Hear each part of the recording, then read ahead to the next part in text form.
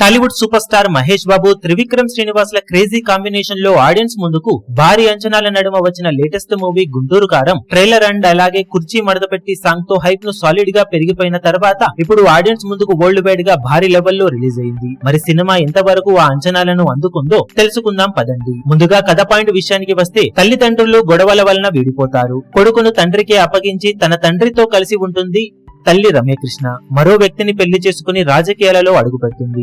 అలా ఏళ్లు గడుస్తాయి. గుంటూరులో పెరిగి పెద్దవుతాడు హీరో. తర్వాత తన కూతురు పొలిటికల్ లైఫ్ కి కొడుకు ఎక్కడ అడ్డుపడతాడో అని రమ్యకృష్ణ తండ్రి అయిన ప్రకాష్ రాజ్ మనవడిని హైదరాబాద్ ను పిలిపించి తన ఫ్యామిలీతో ఎలాంటి సంబంధం లేదని ఒక సైన్ చేయమంటాడు. మరి ఆ తర్వాత హీరో ఏం చేశాడు, ఆ తర్వాత కథ ఏమైంది అన్నది అసలు సిసలు కథ.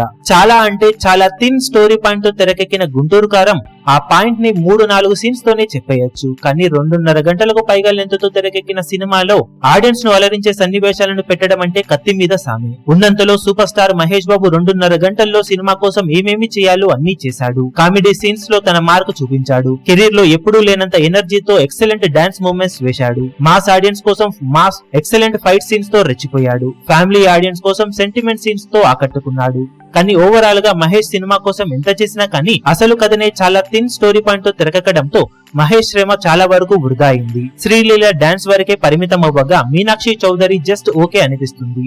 రమ్యకృష్ణ రోల్ పర్వాలేదు అనిపించగా ప్రకాష్ రాజ్, రావు రమేష్, మిగిలిన యాక్టర్స్ చాలా మందే ఉన్నా ఎవరికి పెద్దగా స్కోప్ లేకుండా పోయింది. ఉన్నంతలో వెన్నెల కిషోర్ కామెడీ కొన్ని చోట్ల పర్వాలేదు అనిపించేలా మెప్పించింది. త్రివిక్రమ్ అనుకున్న పాయింట్ చాలా వీక్ గా ఉండటంతో కథని సాగదీశాడు. ఒక స్టేజ్ వరకు పర్వాలేదు కానీ తర్వాత చెప్పడానికి కథ లేకపోవడంతో ఏవేవో సీన్స్ తో నింపేశాడు. మహేష్ ను ఉన్నంతలో ఎక్సలెంట్ గా ప్రజెంట్ చేసినా కూడా అసలు కథలోనే లొసగులు ఉండటంతో పెద్దగా త్రివిక్రమ్ మ్యాజిక్ పని చేయలేదు. ఇక తమన్ అందించిన పాటలు పర్వాలేదనిపించగా కుర్చీ మడతపెట్టి సాంగ్ మాత్రం థియేటర్స్ షేక్ అయ్యేలా చేసింది. కానీ బ్యాక్గ్రౌండ్ స్కోర్ పరంగా మాత్రం జస్ట్ ఓకే అనిపించాడు తమన్.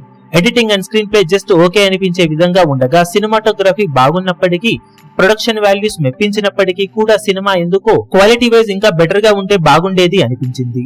ఉన్నంతలో Mahesh Babu one man show, Kurchi Madathapetti song, Sreeleela dance moments major plus points అయితే కథ, స్క్రీన్ ప్లే, డైరెక్షన్ వీక్ గా ఉండటం, మెలో డ్రామా పెద్దగా పండకపోవడం మేజర్ డ్రాబ్యాక్స్ అని చెప్పవచ్చు.